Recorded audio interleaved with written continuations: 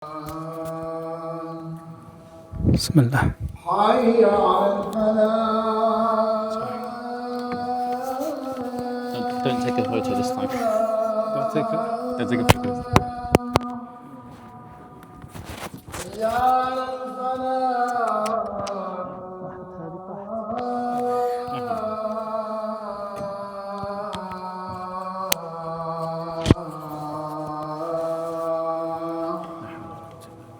الله أكبر الله أكبر لا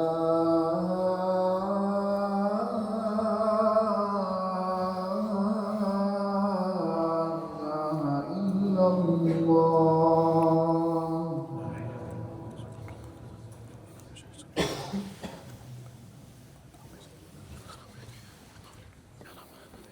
إن الحمد لله نحمده ونستعينه ونستغفره ونؤمن به ونتوكل عليه ونعوذ بالله من شرور أنفسنا ومن سيئات أعمالنا. من يهده الله فلا مضل له ومن يضلله فلا هادي له، وأشهد أن لا إله إلا الله وأشهد أن محمدا عبده ورسوله بلغ الرسالة وأدى الأمانة ونصح الأمة. أما بعد، فقد قال الله تعالى في كتابه الكريم: يا أيها الذين آمنوا اتقوا الله حق تقاته ولا تموتن إلا وأنتم مسلمون. ثم أما بعد. We begin as ever with praising Allah subhanahu wa ta'ala, the most gracious, the most merciful. And we send our peace and blessings upon the Prophet Muhammad sallallahu alayhi wa sallam. Allahumma salli wa sallim wa barik ala Sayyidina Muhammad. Today I want to talk to you about something great, about something azim. This word azim, there is a portion in Surah An-Nur where Allah subhanahu wa ta'ala repeats this word 4 times in the space of 6 verses. Azim, azim, azim, azim, great. And these 6 verses were in relation to an incident that was a great incident. An incident that lessons can be derived from and benefits that only Allah subhanahu wa ta'ala can enumerate in terms of how many blessings that we can derive. And this incident is known as the incident of the slander of Aisha radiyallahu anha. Come with me and let's go back of 1,400 years and listen to Aisha radiyallahu anha as she narrates from herself, as in Sahih al-Bukhari, in a condensed version in terms of what happened in terms of this incident, the incident that Allah subhanahu wa ta'ala revealed verses to come down with regards to them. Aisha radiyallahu anha, she tells us about a story when the Prophet sallallahu alayhi wasallam was coming back from a battle, and she says, "Fi ghazwatin ghazaha." She doesn't even tell us what battle it is, because that's not important according to Aisha. What's important is what happened with regards to her. She says, radiyallahu anha, after they hit a stop in terms of on the travel, she says, I walked until I had passed beyond the army, in terms of the stop where the army had. And she said, I attended to my need, and I came back to the army, and I felt my chest. فَلَمَسْتُ صَدْرِي, she says. And she says, and a necklace of mine that had broken. She went and she relieved herself, and she realized that she had lost her necklace. So she started to search for her necklace, and it started to occupy her. Oh brothers, it's not just your wife and your sister that loves jewelry. Our mother Aisha radiyallahu anha, she was so obsessed with her jewelry that only Allah knows how long went, but the whole army got up and left. Aisha says, the people lifted up my hodaj, which is like a little caravan that you couldn't see, and they loaded it onto my camel, thinking that I was in it. And somebody might be thinking, Tayyib, would they not feel it when they're carrying Aisha radiyallahu anha? So she says, at that time, women were light. They weren't heavy, they didn't have a lot of flesh amongst them. They only ate a morsel of food, she's saying. I.e., we weren't fat like you guys are today. She's narrating this story many years later. She continues. She says, I found my necklace. And I came back to the campsite and no one was there. I was thinking, they're going to miss me. They're going to realize I'm not there. And they're going to come back and try and find me. So Aisha radiallahu anha, she goes and she sits and sleep overcomes her. And she says radiallahu anha, I fell asleep and the thing that made me wake up was a companion by the name of Safwan ibn Mu'attal, that he comes and he says, Inna lillahi wa inna ilayhi raji'un. He's thinking, what on earth is this? The whole army has gone and here I am with the wife of the Prophet sallallahu alaihi wasallam. Safwan, he lowers his mount and he puts and he allows Aisha to go upon his mount radiyallahu anhu. And he takes Aisha and Aisha says, and he didn't speak a word to me all the way up until they got into Medina. And you can imagine the scene that Safwan Safwan is walking with Aisha behind him on a mount, and they're walking into Medina when all the rest of the companions and everyone is there. And you can just imagine the scene. They're walking and coming close in the distance and people are just a bit like. And what starts to happen? A wink starts to become into a statement, starts to become into a sentence, starts to become into a rumor. Aisha radiallahu anha, she says, when we arrived in Medina, I fell ill for a month. And she said, and the people started to talk about the slander. They started to accuse Aisha and Safwan radiallahu anhuma with being indecent with regards to one another. And she says, I didn't know anything. I didn't realize anything was happening because she was ill in her room for a whole month. She says, except that the Prophet ﷺ did not show me the gentleness that he would normally show me when I was ill. Oh brothers, it's a sunnah of the Prophet ﷺ to show gentleness, to show compassion, to show harmony with regards to your spouses. Aisha continues. She would say he used to only come and he used to just say, Kayfa, how are you doing? And then he would leave, sallallahu alayhi wasallam. She says, me and Mistah, we went out to go and relieve ourselves. And Mistah tripped. And when she tripped, she goes, Ta'isa Mistah. She goes, may curse be to Mistah. Mistah is one of the friends of Aisha radiallahu anha. And Aisha says to Mistah, woe to you. How are you going to curse somebody? That's her son. How are you going to curse somebody who participated in Badr? Mistah says to Aisha radiallahu anha, she says, have you not heard what they have been saying? And that is when the news of the slander of Aisha came to Aisha radiallahu anha. And she says, and my illness came even more. I got even more in terms of when I heard, in terms of what people were saying about me across the whole of Medina. Aisha radiallahu anha, she sought permission from the Prophet sallallahu alaihi wasallam to go to her parents to verify the news. And she verified the news in terms of the slander, in terms of the gossip in terms of Medina, that everyone was talking about her and Safwan. And she says that I started to increase in terms of my illness. She says, radiyallahu anha, she says, I spent that night crying until the morning and the tears did not cease. She says, and sleep did not touch my eyes. And the Prophet sallallahu alaihi wasallam, no revelation had come to him.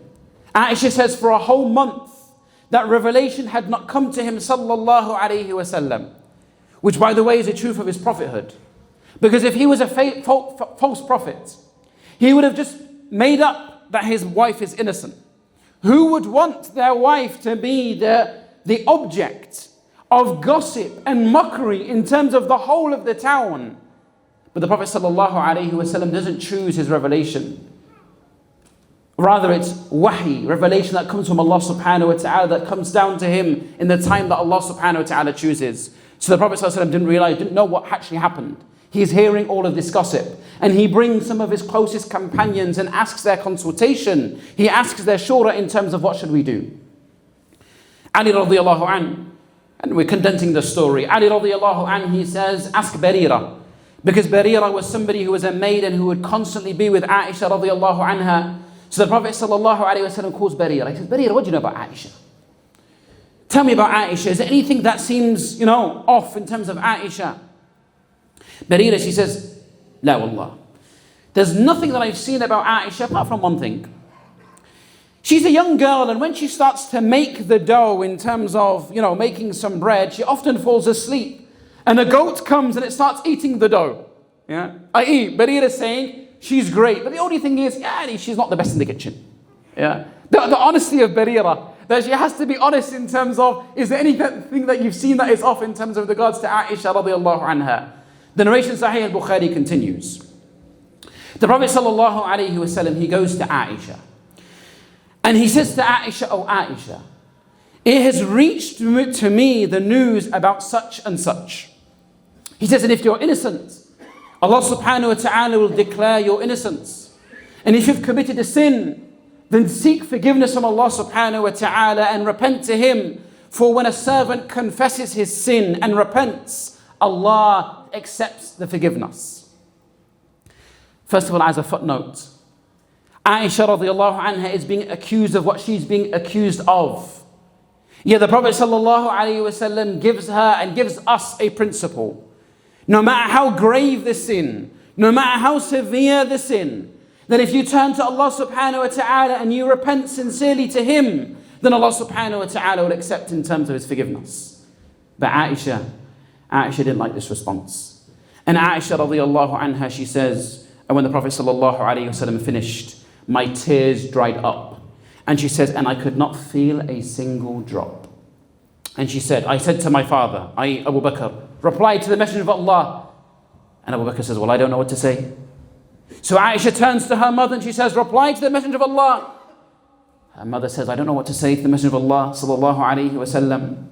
So Aisha Siddiq bint Siddiq, she says, radiyallahu anha, she says, I wasn't someone who had memorized a lot of the Quran. ما كنت أقرأ كثيرا من القرآن. She said, but what all I have for you is the statement of the father of Yusuf alayhi salam. فصبر جميل والله المستعان على ما تصفون. She says that patience is beautiful. And Allah subhanahu wa ta'ala is the aider in terms of what you describe. This is a person of the Quran. She says, I hadn't memorized much. I hadn't recited much. But the verses of the Quran that she had recited, she had knew radiallahu anha, it was with her in terms of her times of difficulty. And this is what it means to be a person of the Quran. Not necessarily you have memorized everything and that you recite the Quran day and night, but that the Quran is with you, that the Quran is in your heart, that you act and you walk, and when the situations arise, the word of Allah subhanahu wa ta'ala is a thing that comes in terms of your mind. And this was Aisha, our mother radiallahu anha. She says, she turned over and she says radiallahu anha, she goes, Wallahi, ما ظننت أن ينزل في شأني وحيا ولا أنا أحقر في نفسي من أن يتكلم بالقرآن في أمري. She says radiallahu anha, I did not expect that revelation would be sent down with regards to me. I didn't see myself as significant that the Quran was going to reveal with regards to me. And in that moment, Allah subhanahu wa ta'ala revealed some verses in Surah An-Nur with regards to Aisha radiallahu anha and with regards to an example for every single generation to come. أقول قولي هذا واستغفر الله لي ولكم ولسائر المسلمين فاستغفروه إنه هو الغفور الرحيم.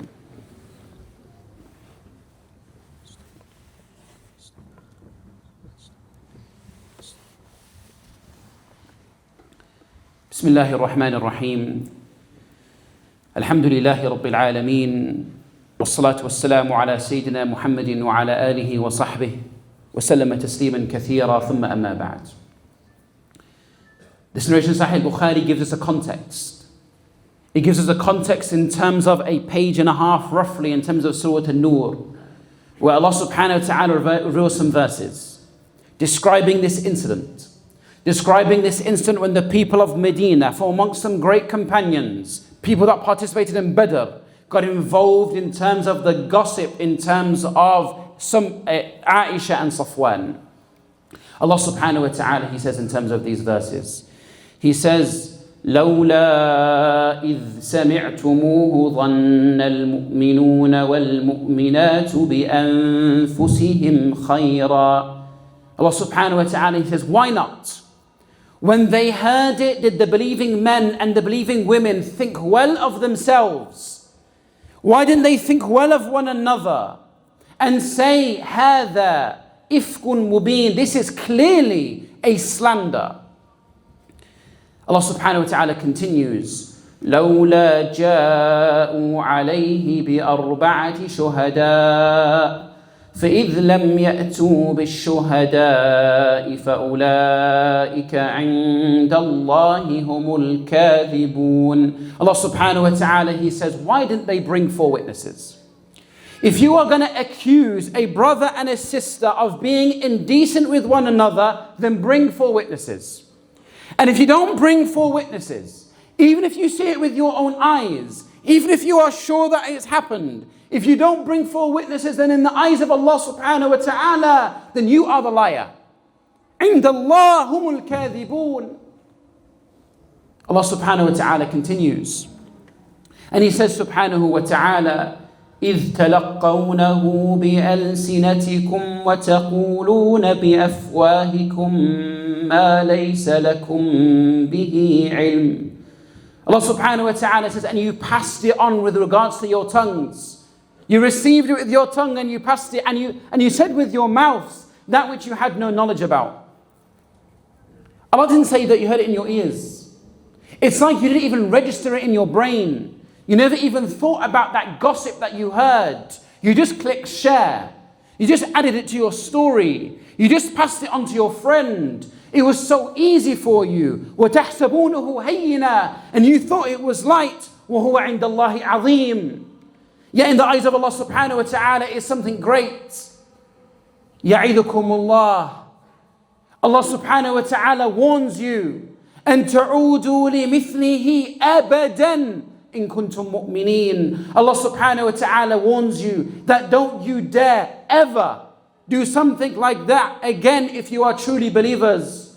Oh brother, oh sister, these verses, although they were revealed with regards to what happened with regards to Aisha radiallahu anha, it's a message for me. It's a message for you to realize the honor, to realize the station, to realize the dignity in terms of our brothers and sisters. That don't you dare engage in gossip.